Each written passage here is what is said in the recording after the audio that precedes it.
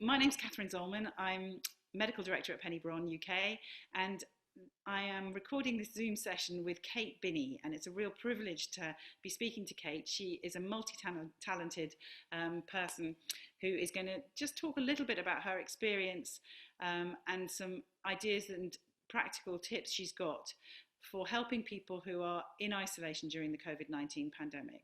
And Kate brings to this conversation and these ideas her experience as a music therapist, as a yoga teacher, as a mindfulness teacher, but also as an academic researcher for the last few years, working with a project called the Life of Breath, which has been run jointly at the University of Bristol and the University of Durham and sponsored by the Wellcome Trust, which has looked at breathlessness and breath and its impact on health and the wider the wider world. So it's been exploring it in a number of different ways. And Kate brings a real creativity as well as a complementary approach to that area.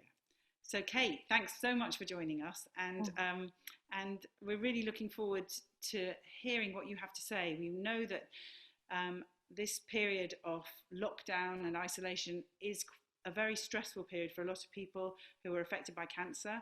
And we know that in the wider community, there's an awful lot of anxiety too. So maybe you can help us with some practical ideas of how we can help. Yeah, thank you. Well, thanks for having me. So yes, I've been working for many years as a therapist with people with cancer and other conditions. And what I've really been interested to discover is that anxiety makes everything worse. Anxiety affects your sleep, it affects your pain, it affects your relationships, it affects the way you look at the world, it affects the way you project into the future and what might happen, it affects the way that you look at what's happened in the past, and it basically can really mess us up. So my way of thinking is, okay, so can we can we find simple ways to support people, patients, with their anxiety? And of course, there are drugs, there are pharmacological methods to manage anxiety. And I'm not saying that those are bad or wrong, but there are also things that we can do for ourselves. And I call those self-regulation techniques. And on a very sort of simple level, we'll all understand what self-regulation means when we think about what do we do when we need to soothe ourselves.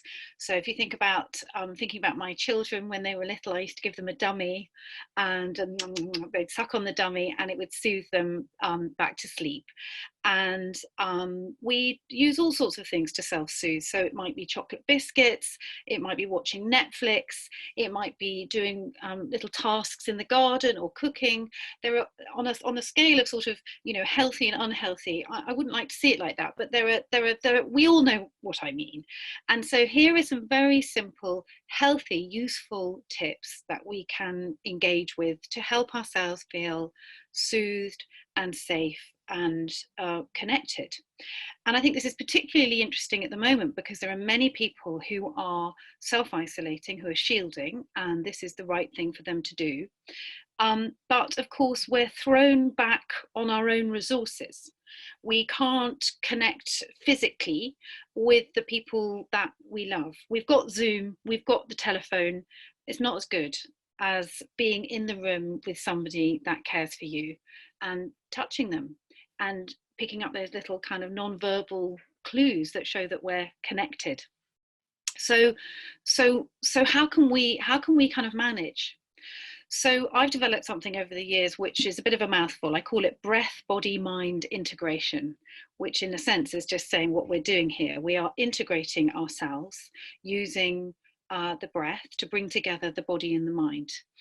And I developed it from elements of mindfulness, so sort of simple practical tips from the tradition of mindfulness, and simple things from the tradition of yoga as well. And when I say this to people, they think, oh God, you know, yoga, am I going to have to put my body in a funny position or something? And when I say mindfulness, they think, oh God, you know, am I going to have to empty my mind? No, we don't have to do any of that. But I've just taken some very simple aspects of these traditions to develop a sort of very practical method for people to use. And I suppose that my thinking about this is comes from an awareness and an understanding that a need to feel safe and connected is absolutely a fundamental human drive. So feeling safe is the prerequisite for happiness, for creativity, for cognitive processing, for making good decisions. If we don't feel safe, that clouds everything. So it's about getting to the heart of that. How can we help ourselves to feel safe in the middle of the night when we can't sleep, when we start to feel our heart rate elevating, when we start to feel a bit panicky or trapped or overwhelmed? What can we do? Okay, so that's really what this is about. All right, so I've just got a few slides just because it helps me to frame what we're going to talk about over the next sort of 20 minutes or so, so that, you know, it keeps me on track. So I know this is a well, sorry, sorry. sorry to interrupt, but one of the things that I think you were saying is so absolutely key is that I think we function better at all levels when we are grounded and feel connected and feel safe, Mm, and so that means physically we are more resilient as well as sort mm, of able to make better decisions and things. So it's one of the best ways that we can look after ourselves. mm, And also, I think people who begin to understand that, there's a real danger that they then get anxious about being anxious. So I mm, think it's trying to get that balance and say there are very practical things when you notice yourself beginning to tip into anxiety, which is completely normal at a time mm, like this. mm, How can you not let that spiral off into more anxiety about being anxious, but how can you bring yourself back mm, and do that self-soothing, which is so vital and mm.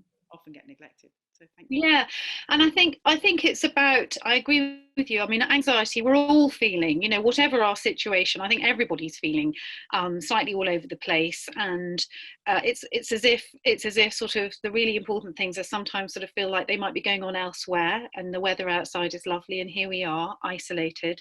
um, it's a very, very strange time for everyone. And absolutely, as you said, you know, it's not wrong to feel anxious, it's not wrong to feel overwhelmed. I suppose what these practices are developing is, as you say, an awareness. I notice that I'm going off into anxiety. I notice that I'm feeling a little bit kind of you know, overwhelmed, and I'm feeling this in my body. So what can I do just to come back to a sense of steadiness and calm, so that then I can, you know, make a choice about what I'm going to do next, or, you know, just sit and enjoy the blue sky, or the sight of the birds, you know, in the trees outside. It's just bringing us into the present moment, and that in the present moment, it's normally okay. Actually, it's normally okay, and that's something that we can really hold on to moment by moment by moment. And I actually, the feedback from, you know, people I've been using with this over the years is that these very simple tools, again, if you practice them, they become something that you can reach for. You know, often things are really bad in the night, aren't they? You know, the middle of the night is a particularly dodgy time because you think everyone else is having a lovely sleep and you're alone in the world, up at 3 in the morning. Um, and I think some of the feedback I've had is that, you know, people can reach for these tools at times of particular loneliness or particular isolation, and just feel comforted by them. You know, literally, for me, you know, I'm anxious too, and that's part of the reason why I developed these tools, or studied all these things. Um, and, you know, for me now, it's like sort of, you know, getting a kind of a favorite cushion, or a nice cashmere blanket, and soothing myself with these practices. So I guess a really good place to start is this slide here, which has a picture of a barometer. And you'll see it's got stormy rain, change, fair, very dry, all the different weathers. And so the first place to start when we're going to do any of these sort of practices is to really just notice, how am I doing? You know, what's going on in my body, in my mind, and with my breath.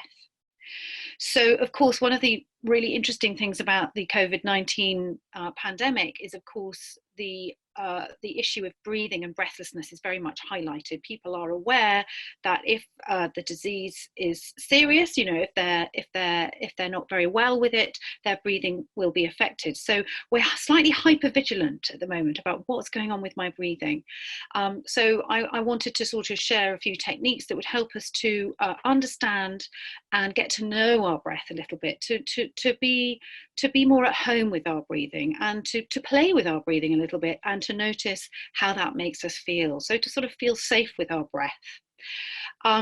So if you're, watching this now, just notice for a moment how you feel in your body right now. As I'm sitting here, I'm asking myself that question. I'm noticing that my neck's a bit tense and my shoulders from staring at a screen. And so just noticing how your body feels, where you're holding tension. Maybe you have some pain or some tightness, or I don't know, whatever is going on, just notice it without particularly wanting to fix it. Just notice what's here and noticing your state of mind. So what is the texture or the pace of your mind stuff? Sometimes the mind is whirring like a mouse on a spinning wheel. Sometimes it's sort of zigzagging from left to right. What's the kind of texture of your mind stuff at the moment? And then noticing how you're breathing. So this is interesting. If you notice your breathing, something happens. If you notice your breathing in a kind of relaxed way, not a kind of what's going on with your breathing, but a how is it to breathe right now? Because you're doing it anyway, because you're alive. But what's it like now to just notice your breath? That's interesting. When you're angry or frightened or tense or frustrated, you'll notice that affects your breathing. So just while we're here now, just do something for me. If you just sort of clench your jaw and clench your fists, notice what happens to your breathing.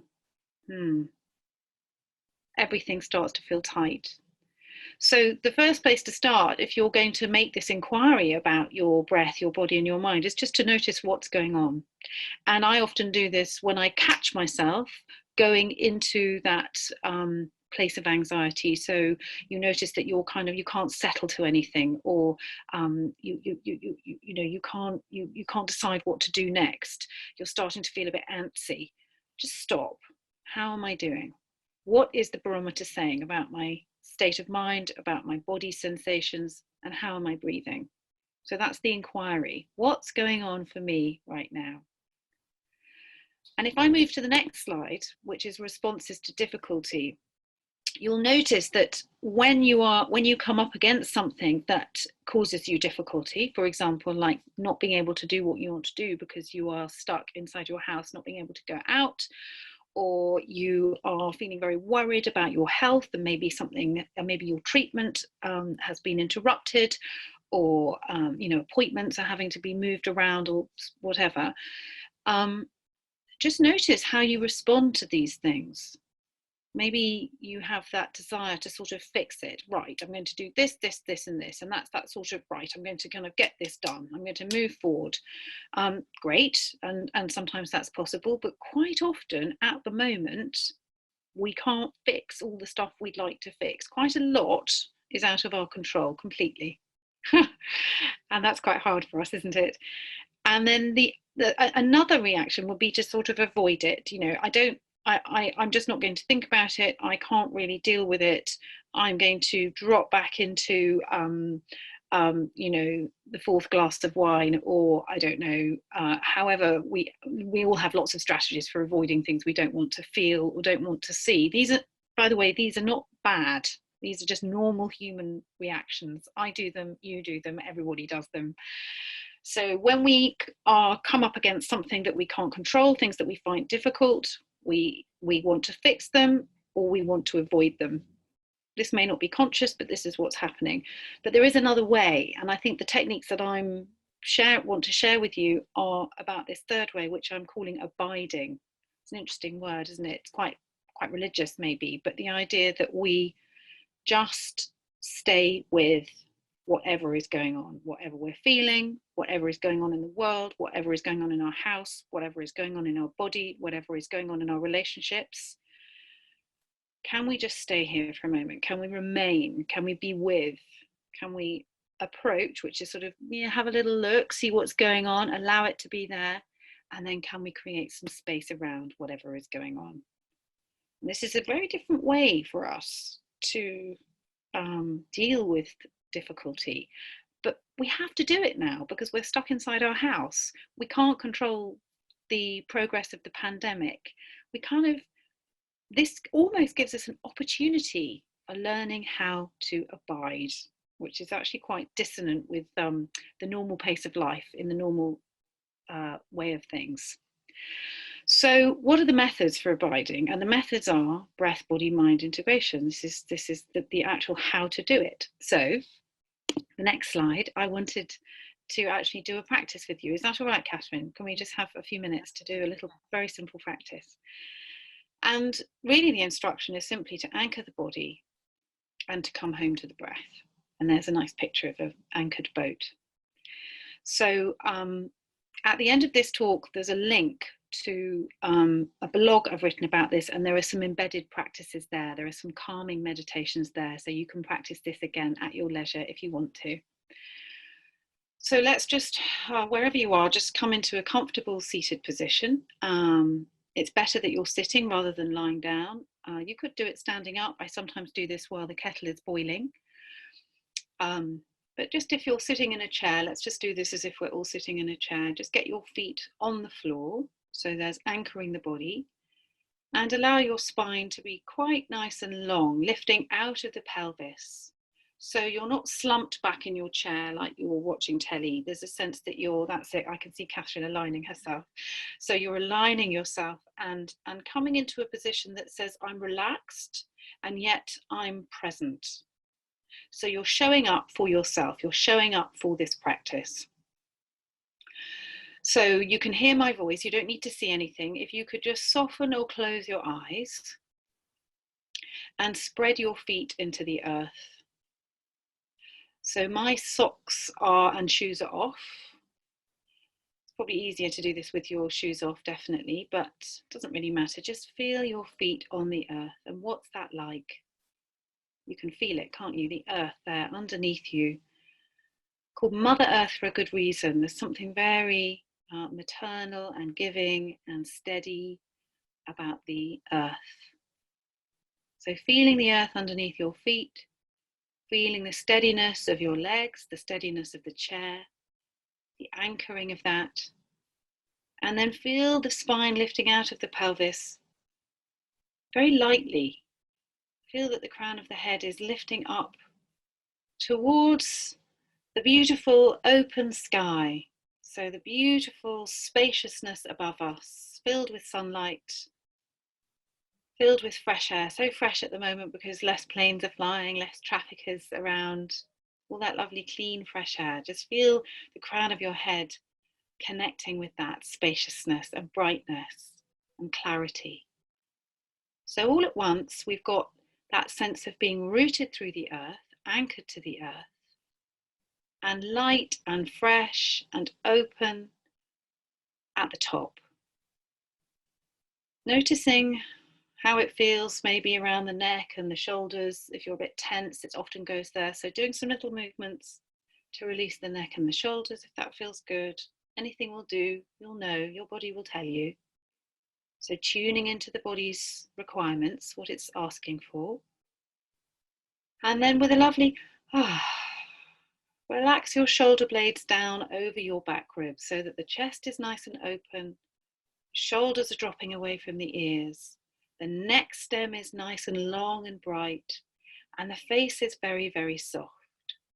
So again, if you're tense, you'll probably be clenching your back teeth together. Soften your mouth so that you feel that there's a little bit of space around the lips. I call it a grain of rice-shaped space between the lips. Soft face. Open space between the eyebrows. So let's recap. We've got the feet grounding. We've got the steadiness of the lower half of the body. And then we've got that sense of uplift and lightness through the upper half of the body. And we've got a very soft face. Just dropping down to the middle section of the body, where there's an opportunity for softness. So we've got the structure of the skeleton supported by the earth, and yet there's this gorgeous soft squidgy place around the front of the body where the ribs part all the way down to the pelvis. So maybe put your hands here now. And with your eyes closed, just feel the softness of your front body. Feel your body breathing. You're breathing anyway. You don't need to change it or fix it or sort it. But just notice what it's like to feel your body breathing. You'll notice that as you inhale, something happens. Your tummy softly moves. Can you relax down here and allow this to happen in an even more fluid and soft and open way? So breathing into your tummy, soft face, soft shoulders. Not forcing the rhythm of your breathing, just tuning into your natural body's breathing rhythm, allowing a little bit of space at the top and at the bottom of the breath. So that what you're tuning into is what I call the lullaby of your breath, a rhythm that is absolutely right for just you. The breath flowing into the body expanding under your hands, and the breath flowing out of the body as you exhale, and just allowing that to be nice and long and soft before receiving the next inhalation. Just for a few more moments, allowing this to happen quite naturally, receiving the inhalation and releasing the exhalation. And you could even say inside your head, receive as you inhale, release as you exhale. So it's just like the waves lapping at the shore. You can hear your own breathing perhaps behind the sound of my words, the sounds inside your house, the lullaby of your own breath, receiving and releasing. Body anchored, breath soft. And with your hands on your body, which is really nice, it's as if you're kind of holding yourself with care and with compassion. You're giving yourself that tender, loving care that perhaps we're missing from people that are no longer with us, or people that can't get to us. Perhaps we have a past experience of tender, loving care that we can draw on to sustain us. But the beauty of this is that we can give it to ourselves right now, in the moment. Here I am. I'm showing up for me. So let's take another in-breath together. And as you exhale through the mouth, you could just take a nice sigh, open your eyes and roll your shoulders a couple of times. There we have it. So I hope you feel a bit more relaxed. How do you feel, Catherine? Oh, lovely. Thank you so much. And thank you for helping us just think constructively about ways that we can ground and bring ourselves back into connection with the things that are important and steady. And I think those self-soothing practices are really helpful.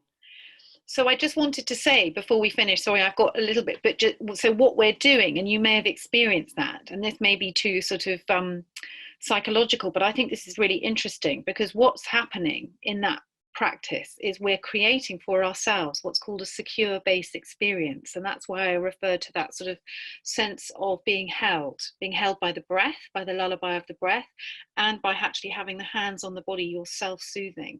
So what you're creating is a sense of being it's, in a sense, it's a very early experience. Hopefully we've been lucky enough at some point in our very early childhood. Not all of us have, sadly, but we can. What's so the beauty of being alive is that we can create this for ourselves. But in that experience that we've just had together, we perhaps have had an experience of relaxedness, warmth, closeness, feeling soothed and satiated, thus breathing was steady, our heart rate was reduced, a sense of all's well. And that can lead, like I've said in that last word there, playfulness. So there's a sense that this is an opportunity for us to be a little bit creative.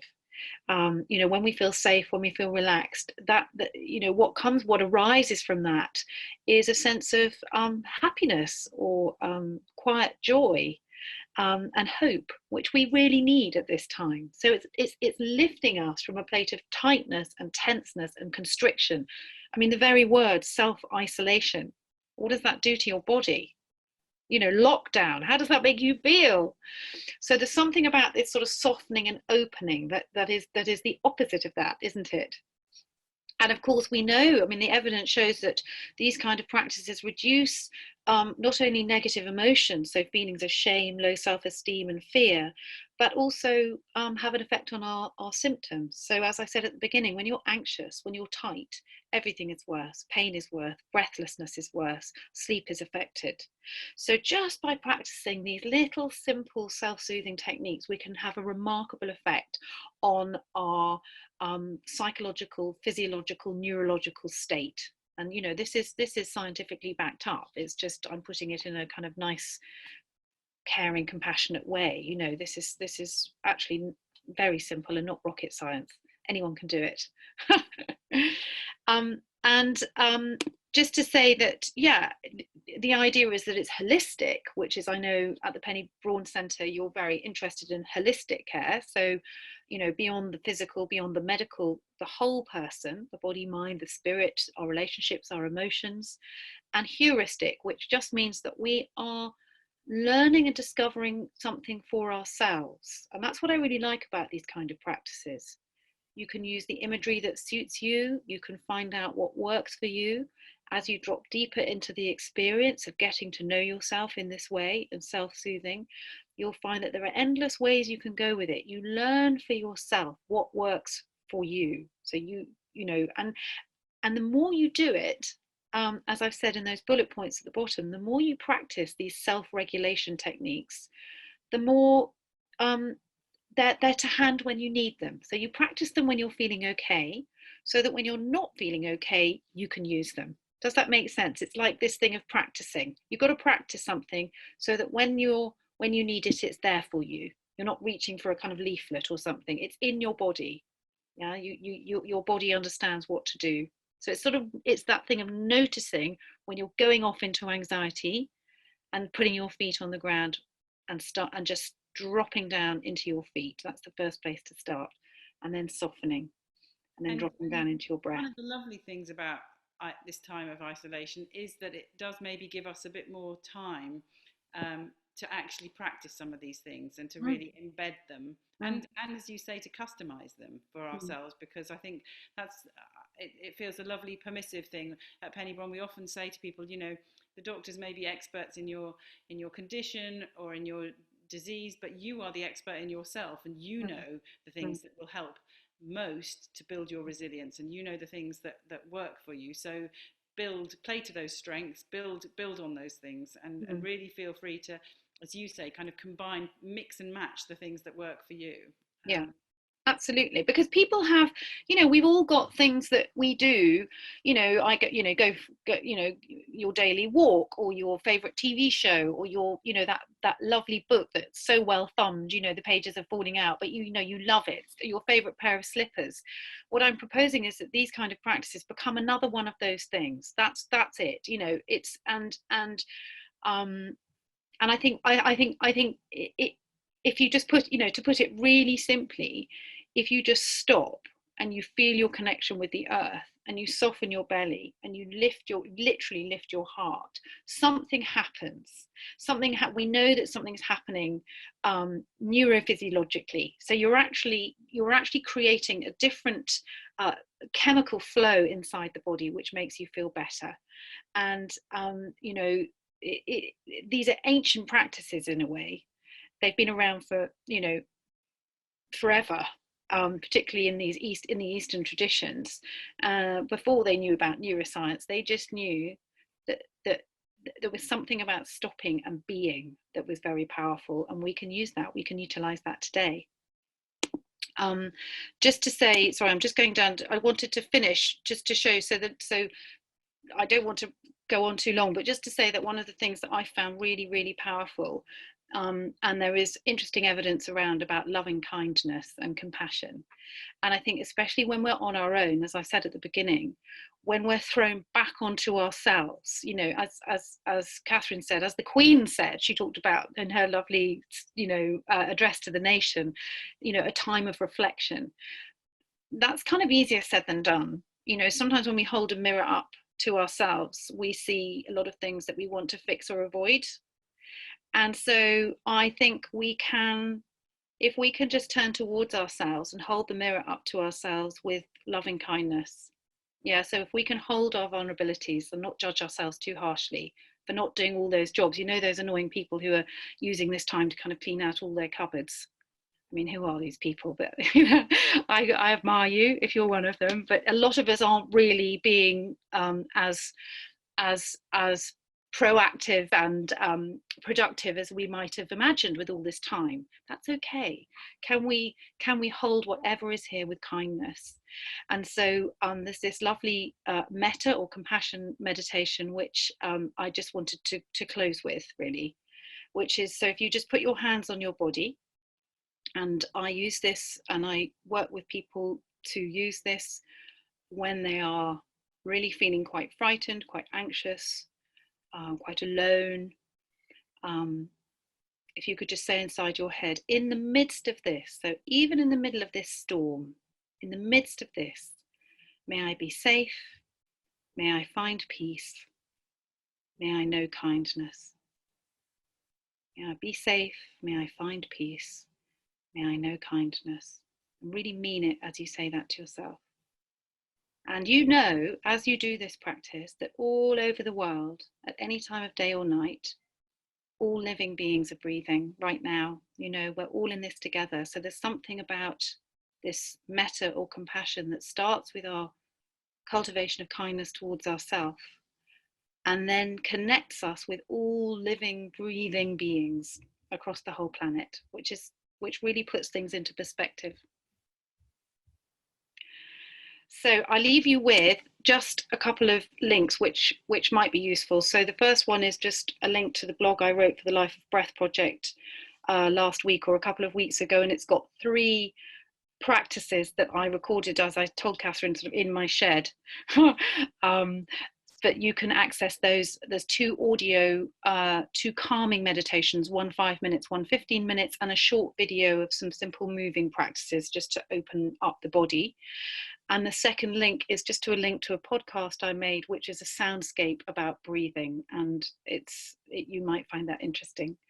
So I just leave you with those. Brilliant. Thanks so much, Kate, for your wisdom, for your experience. I think that's been really helpful, and I think lots of really interesting ideas and lots of really practical tips and tools that I think we can all use.